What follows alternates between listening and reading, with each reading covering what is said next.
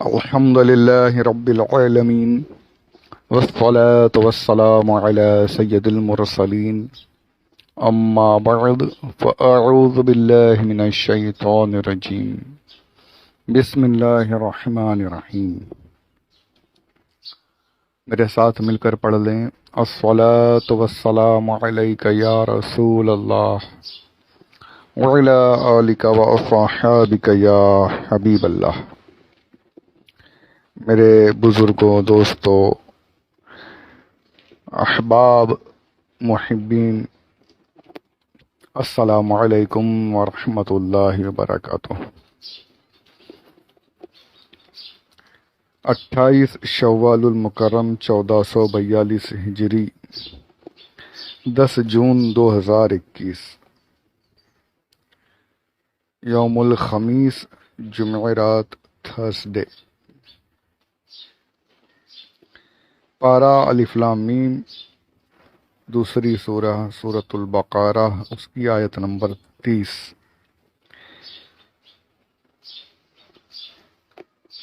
میں جب سے یہ سلسلہ اللہ کے کرم سے جو مجھ سے اللہ یہ کروا رہا ہے، میں اکثر یہ سوچتا تھا کہ جو میں اتنی تفصیل کے ساتھ کچھ باتیں بیان کرتا ہوں تو میں صحیح کر رہا ہوں یا نہیں.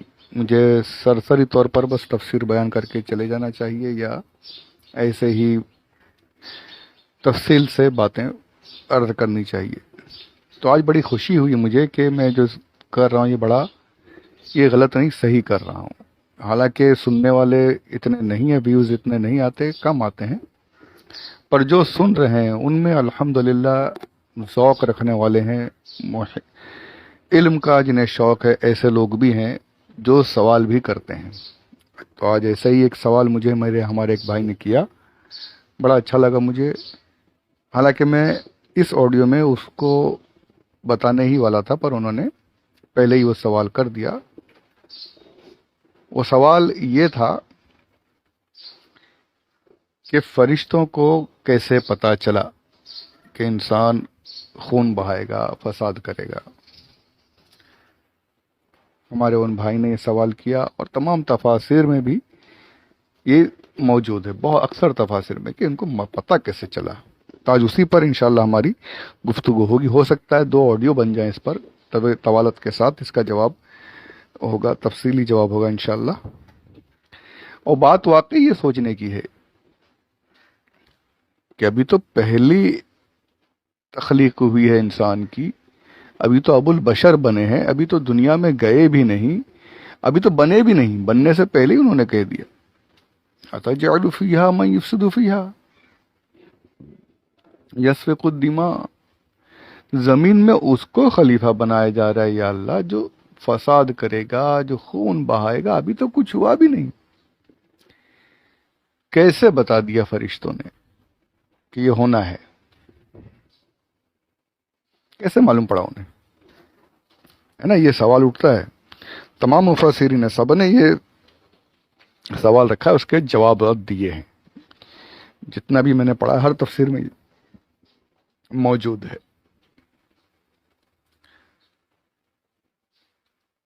ہم یہاں پر میں نے جو تمام تفاسیر میں جانے کی بجائے آسانی ہو جائے،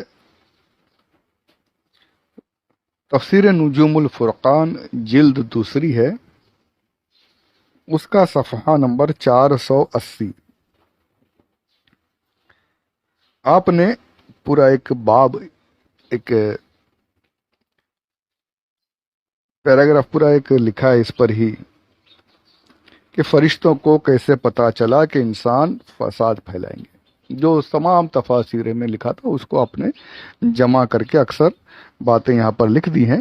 میں وہی آپ کو اردو میں جو ان کا لکھا ہوا ہے پڑھ کے سناتا ہوں. انشاءاللہ علم میں کافی ہمیں اضافہ ہوگا، ہمارے بھی، مجھے بھی اور آپ کو بھی، اور ایک اچھا جواب جو ہے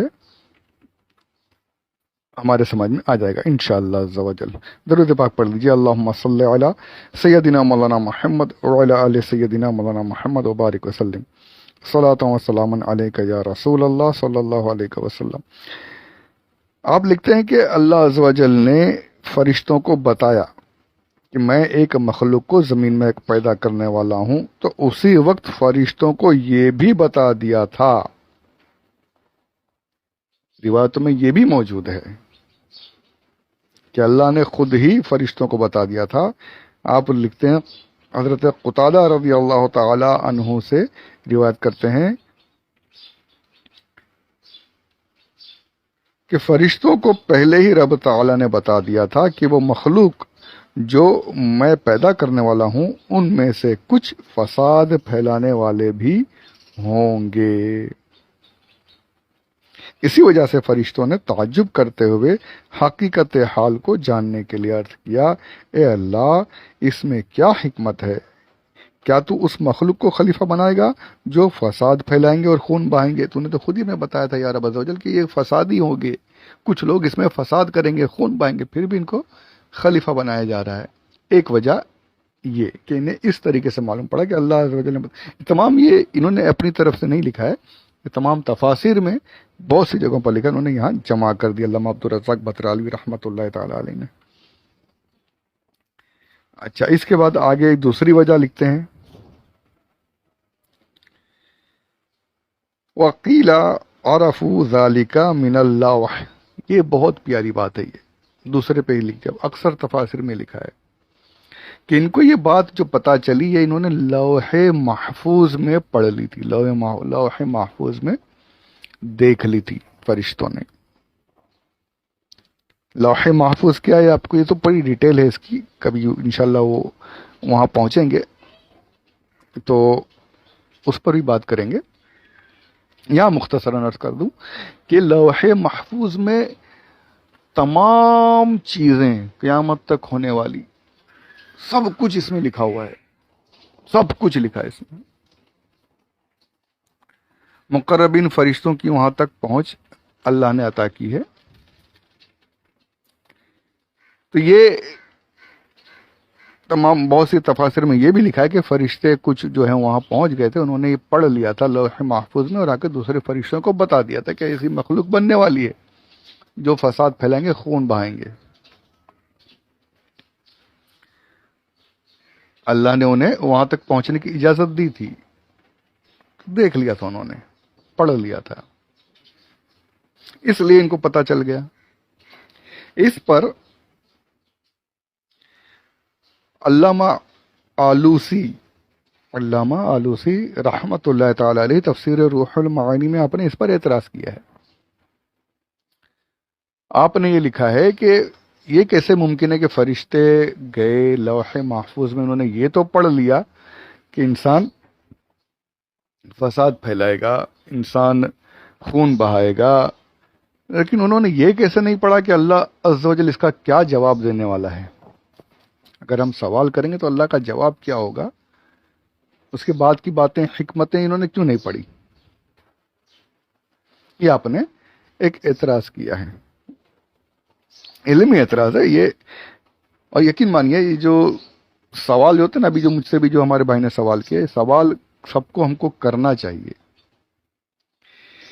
حضرت عمر رضی اللہ تعالیٰ عنہ کا میں نے قول کہیں پڑھا تھا کہ اچھا سوال آدھا علم ہوتا ہے۔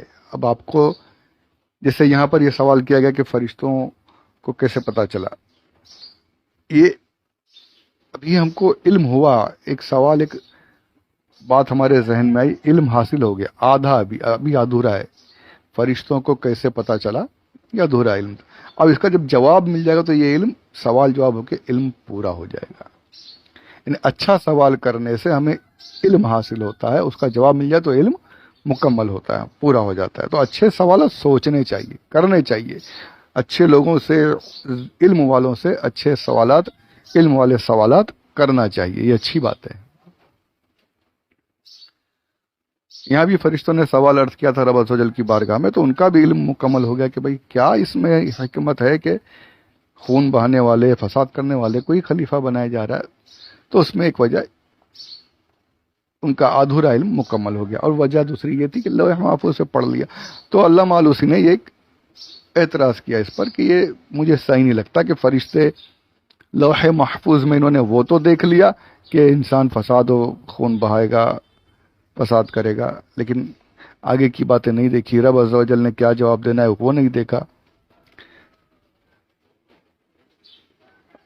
علامہ عبدالرزاق بھترالوی صاحب رحمۃ اللہ تعالی علیہ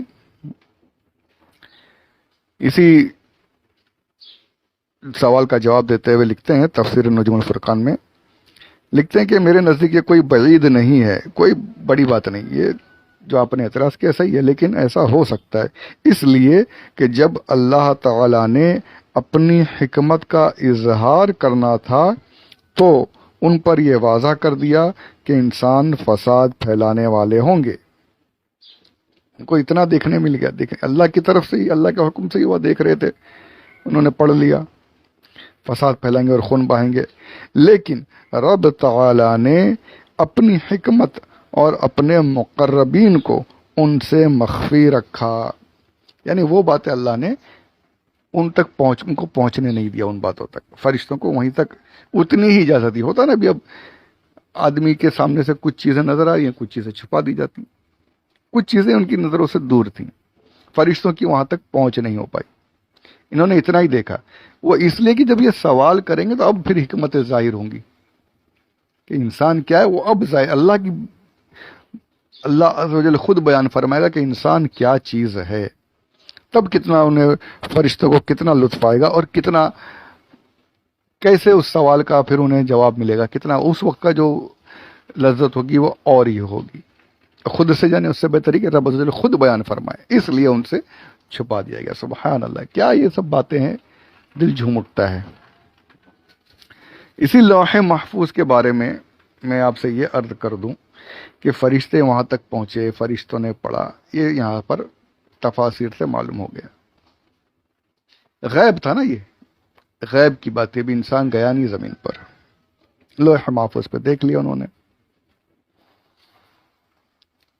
اب یہاں پر یہ سوچنے کی بات ہے کہ فرشتے تو لوح محفوظ دیکھ لیں، پڑھ لیں، اور نہ دیکھے تو جو اللہ کا پیارا محبوب ہے، جو خلیفہ اعظم ہے، جو تمام مخلوقات کا سردار ہے، سب کا نبی ہے، وہی لوح محفوظ تک نہیں پہنچ سکے، انہیں علم نہیں دیوار کے پیچھے کیا ہو رہا ہے پتہ نہیں، معاذ اللہ رب العالمین۔ اب یہ بتائیے کتنا گندا عقیدہ ہے جو یہ کہے کہ حضور کو دیوار کے پیچھے کا بھی علم نہیں، جو یہ کہے کہ حضور کو اپنے بارے میں بھی علم نہیں، جو یہ کہے کہ حضور کو حضرت فاطمہ کے بارے میں علم، معاذ اللہ رب العالمین۔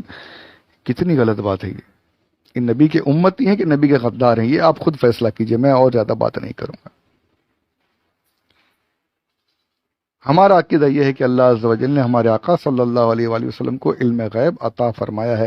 حضور لوح محفوظ جب فرشتے دیکھ سکتے ہیں تو حضور بھی ضرور دیکھ سکتے ہیں، اور حضور کو علم غیب ہے۔ یہ بات الگ ہے کہ جب تک اللہ کا حکم نہ ہو حضور ظاہر نہیں فرماتے، جب تک حکمت نہ ہو حضور ظاہر نہیں فرماتے، یہ دوسری بات ہے۔ اس وقت خاموش رہنے کو آپ کے علم غیب نہ ہونے کی دلیل بنانا یہ صحیح نہیں، شیطان کا وسوسہ ہے۔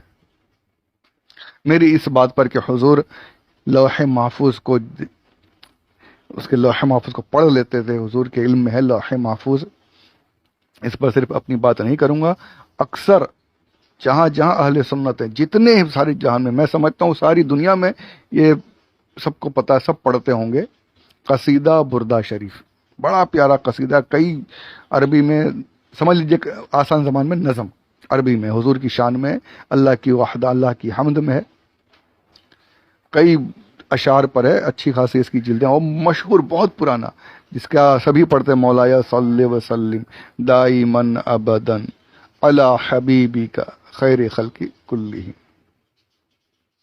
ہے نا؟ یہ درود شریف پڑھ کے پھر اشعار پڑھتے ہیں۔ طریقہ یہ کہ پہلے شعر درود پڑھا جائے، پھر شعر پڑھا جائے، پھر درود پڑھا، ہر شعر کے بعد درود پاک پڑھنا ہے۔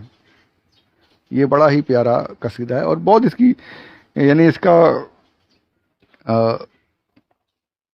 اب یہ طویل ہو جائے گا آڈیو، اگلے آڈیو میں اس کو رکھتے ہیں، ورنہ پھر مجھے بات شارٹ کرنی پڑے گی۔ میں اس کے بارے میں اگلے آڈیو میں ضرور سنیے گا، انشاءاللہ لطف آ جائے گا۔ اللہ عز و جل ہمیں صحیح عقائد پر قائم رکھے، آمین بجاہ نبی الامین صلی اللہ علیہ وسلم، وما علینا الا البلاغ المبین۔